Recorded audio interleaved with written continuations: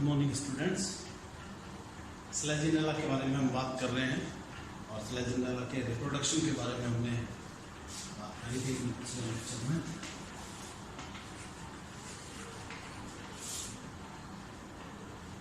Vegetative reproduction हमने discuss किया।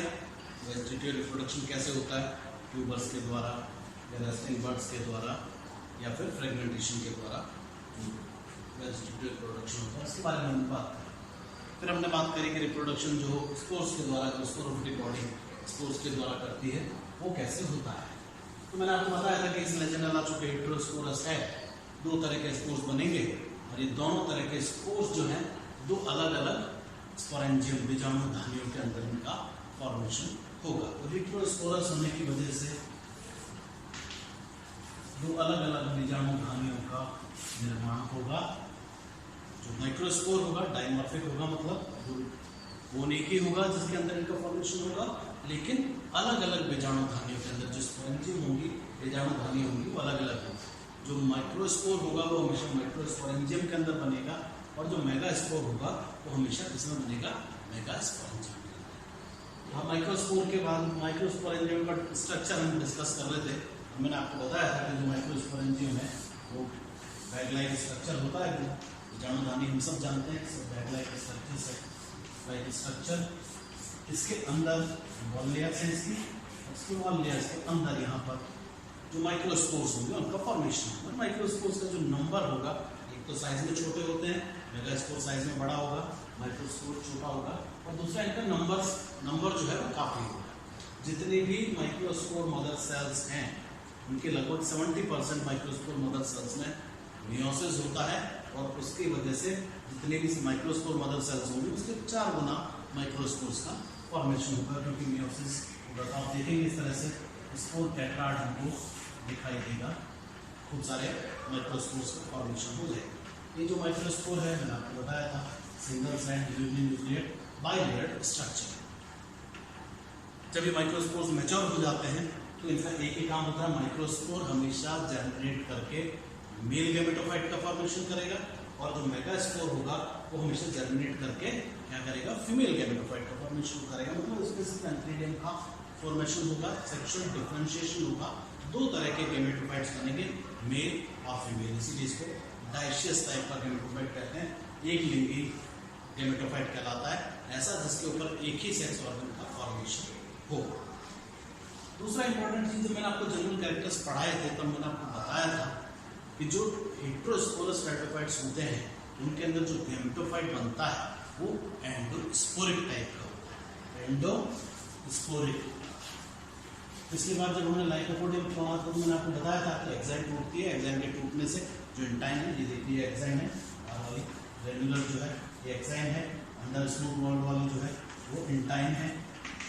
तो एक्साइन के टूटने से इंटाइन बाहर आ जाती है, ट्यूब लाइक स्ट्रक्चर बन जाता है, न्यूक्लियस माइग्रेट कर जाता है ट्यूब में, और फिर वहां पे मल्टीपल माइटोटिक डिविजन्स होके पूरे गैमेटोफाइट का फॉर्मेशन होता था, लाइकोपोडियम में बना है। पर ऐसा गैमेटोफाइट जो स्पोर वॉल के बाहर बनता है वो कहलाता है एक्सोस्पोरिक। लेकिन हेटेरोस्पोरस स्ट्रैटोफाइट्स में एक और इंपॉर्टेंट कैरेक्टर होता है, वो होता है endosporic type of development of gametophyte. जो गैमेटोफाइट है वो पूरा का पूरा इस स्पोर वॉल के अंदर ही बनेगा, बाहर कुछ नहीं जाएगा, और ये एडवांस कैरेक्टर है टुवर्ड्स दिस एक्सोस्पोरिक कंडीशन। मैंने आपको बताया गैमेटोफाइट का क्या काम होता है, सेक्स ऑर्गन का फॉर्मेशन करना, मींस एंथ्रीडियम या आर्चिगोनियम का फॉर्मेशन करना, एंथ्रोजोइड का या एग का फॉर्मेशन करना।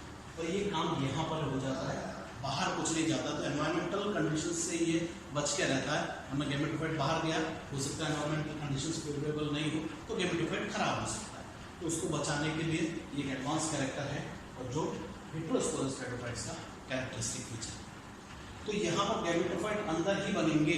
कैसे बनेंगे, आप एक अनइक्वल डिस्ट्रीब्यूशन डिवीजन होता है, और उसकी वजह से एक तो प्रोथेलियल सेल बन जाती है, ये this is prothallial cell and this is antheridial initial cell. Means वो सेल जो बेसिकली एंथ्रीडियम का फॉर्मेशन करेगा। एंथ्रीडियम बनेगा तभी एंथ्रोजोइड्स का फॉर्मेशन होगा। तो यहाँ पर एंथ्रीडियल इनिशियल सेल बन जाती है। अब आगे जो प्रोथेलियल सेल है, ये प्रोथेलियल सेल आगे इसके डेवलपमेंट में पार्टिसिपेट नहीं करेगी, बस एंथ्रीडियल इनिशियल सेल है उसी से एंथ्रीडियम का निर्माण होगा और उसके अंदर मेल सेक्स ऑर्गन गैमेट का जो है हमारा एंथ्रोजोइड उसका फॉर्मेशन होगा।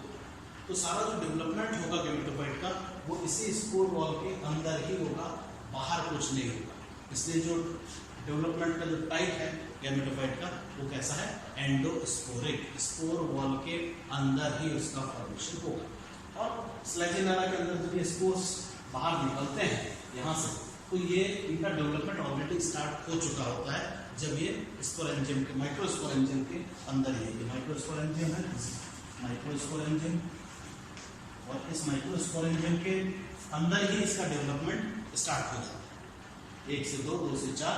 आप देखेंगे कि जब ये यहाँ से शेड होंगे तब तक ये 13 सेल स्टेज पे आ जाता है, 13 कोशिकीय अवस्था, 13 सेल स्टेज, वहां पर ये आ जाता है, 13 कोशिकाओं का ये हो जाएगा।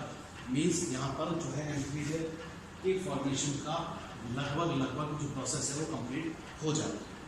इसके आगे का जो डेवलपमेंट है, तो मैंने उस दिन आपको बताया था कि जब ये माइक्रोस्पोर्स तैयार हो जाते हैं तो क्या होता है, ये स्पोर वॉल लेयर टूट जाती है और इस वॉल लेयर के टूटने से ये जो है आपके जो एंथ्रोजोइड्स हैं, सॉरी जो माइक्रोस्पोर्स है वो लिबरेट हो जाएंगे, बाहर निकल जाएंगे।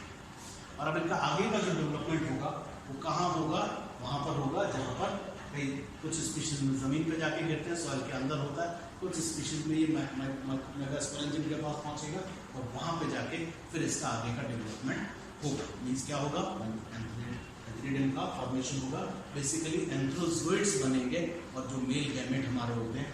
तो डेवलपमेंट कैसा है, एंडोस्पोरिक टाइप, इसको याद रखने की चीज़ है, एंडोस्पोरिक टाइप होगा। यहीं पर किस स्टेज पे बाहर निकलता है, जो हमारा ये माइक्रोस्पोर है, 13 सेल स्टेज पे ये बाहर निकलेगा, ये बाहर निकलेगा और आगे का डेवलपमेंट है वो वहाँ जाके होगा। ऐसे ही बात कर लेते हैं मेगास्पोरेंजियम के बारे में, गुरु बीजाणुधानी के बारे में कि उसकी क्या कंडीशन है। तो जो मेगास्पोरेंजियम होती है गुरु बीजाणुधानी, वो भी इसका स्ट्रक्चर भी ऑलमोस्ट वैसा ही होता है जैसा माइक्रोस्पोरेंजियम का है, बैग लाइक स्ट्रक्चर है। लेकिन इंपॉर्टेंट चीज़ याद ये रखने की है कि ये लेयर होगी, आप देखेंगे थोड़ा सा इस तरह का स्ट्रक्चर है, स्टॉप होते हैं, एक स्टॉप होगा, लेयर होगी ऊपर। अब ये जो गुरु बीजाणुधानी है इसके अंदर क्या होगा, मेगास्पोर मदर सेल्स बनेंगी और मेगास्पोर मदर सेल्स के अंदर फिर मियोसिस होता है, हम सब जानते हैं, और उसी की वजह से मेगास्पोर्स का गुरु बीजाणु का फॉर्मेशन होगा। बहुत सारी मेगास्पोर मदर सेल्स हो जाएंगी, देखिए बहुत सारी मेगास्पोर मदर सेल्स हैं जिनके अंदर क्या होता है, this is megaspore mother cell, means वो मानव कोशिका जो गुरु बीजाणु को जन्म देगी, उसको हम कहते हैं मेगास्पोर मदर सेल। अब ये जितने भी मेगास्पोर मदर सेल्स हैं स्लेजिनेला के अंदर क्या होता है, इनमें से सारी की सारी डीजेनरेट हो जाती है एक्सेप्ट वन। ज़्यादातर जो स्पीशीज हैं उनके अंदर एक फंक्शनल मेगास्पोर मदर सेल बसती है जो कि आगे जाके मियोसिस करेगी और मेगास्पोर का फॉर्मेशन करेगी। बाकी सब जो है वो डीजेनरेट हो जाती है, उनके डीजेनरेट होकर वो क्या करती है, न्यूट्रिशन प्रोवाइड करने का काम करती है इसको, ये जो आगे की जो मेगास्पोर बनेंगे उनको, या जो मेगास्पोर मदर सेल है उसको ये भोजन देने का काम करती है। तो नंबर ऑफ मेगास्पोर्स बहुत ज़्यादा रिड्यूस हो जाता है और इसीलिए उसको फूड अच्छा मिलेगा इसको। तो हम जो देखेंगे कि जो मेगास्पोर्स जो बनते हैं वो साइज में बड़े होते हैं माइक्रोस्पोर्स। इसका कारण यही है कि स्पेस एंड फूड दोनों उनको एम्पल में मिल रहा है, तो जो उनका साइज होगा वो हमेशा बड़ा होगा। तो ज़्यादातर स्पीशीज के अंदर एक मेगास्पोर मदर सेल जो होती है वो मियोसिस में जाएगी, तो उसमें 2 भी है, 3 भी है, 4 भी, आप देखेंगे उनके अंदर मेगा मियोसिस होता है, तो नंबर जो है मेगास्पोर्स का उसी हिसाब से बढ़ जाएगा। तो एक फंक्शनल मेगास्पोर अगर मदर सेल नहीं, तो आप क्या देखेंगे कि जो मियोसिस होगा तो कितने मेगास्पोर्स बनेंगे, 4 मेगास्पोर। तो एक मेगास्पोरेंजियम के अंदर स्लेजिनेला के मेगास्पोरेंजियम को जब आप देखेंगे नेचर को, तो आप देखेंगे आपको 4 मेगास्पोर्स दिखाई देंगे। इस तरह से आप देखेंगे उनका साइज भी बड़ा होगा, लार्ज साइज, चौथा पीछे कोर्स, और यह होगी यहाँ पे पेपर एंडोस्पोर, मीजोस्पोर और एक्सोस्पोर। ये 3 लेयर का ये जो होता है हमारी बीजाणु जो बनते हैं मेगास्पोर्स। तो 4 फंक्शनल मेगास्पोर्स बनते हैं। मेगास्पोर्स हो गए, कैसे होंगे? 4 इन नंबर, 4 उनका नंबर होगा और 4 होगा। उस 4 में से भी बाकी जो 3 है वो डीजेनरेट कर जाते हैं, और उनके डीजेनरेट करने से क्या होता है? उनके डीजेनरेट करने से क्या होता है कि आप देखेंगे कि एक मेगास्पोरेंजियम में, बीजाणुधानी में एक ही फंक्शनल मेगास्पोर बचे, बाकी 3 डीजेनरेट कर जाते हैं, और एक फंक्शनल मेगास्पोर आपको दिखाई देगा जो आगे जाके क्या करेगा? फीमेल गैमेटोफाइट का फॉर्मेशन। और ये जो मेगास्पोर होता है ये 3 लेयर का स्ट्रक्चर है, और इसको देखें ये हम, हाँ ठीक है, ये जो है 3 लेयर का है ना? तो आप देखेंगे आपको यहाँ पे 3 लेयर दिखाई देंगी। ये एक्सोस्पोर है, बीच में मीजोस्पोर है, और बीच में अंदर आपको दिखाई देगी एंडोस्पोर। अब यहाँ पर भी डेवलपमेंट गैमेटोफाइट का कैसा होगा? एंडोस्पोरिक ही होगा। एंडोस्पोर का ही फॉर्मेशन, जो गैमेटोफाइट बनेगा वो अंदर ही बनेगा, जो हमारा जो स्पोर है उसी के अंदर ही इसका फॉर्मेशन होगा, बाहर नहीं जाएगा। तो यहाँ पर भी एंडोस्पोरिक टाइप का ही गैमेटोफाइट बनेगा, अंदर ही उसका गैमेटोफाइट का फॉर्मेशन होगा, और उसी पे फिर आगे जाके क्या बनेगा? आर्चिगोनियम का फॉर्मेशन होगा, मीन्स एग का फॉर्मेशन होगा, मेल फीमेल जो हमारा गैमेट है उसका फॉर्मेशन हो जाएगा, और उसी के ऊपर फिर आपका जो है वो। तो इसके आगे का जो डेवलपमेंट है, कैसे दोनों है, कहाँ कौन में इनका फॉर्मेशन हो रहा है और कैसे फिर इसका डेवलपमेंट होता है,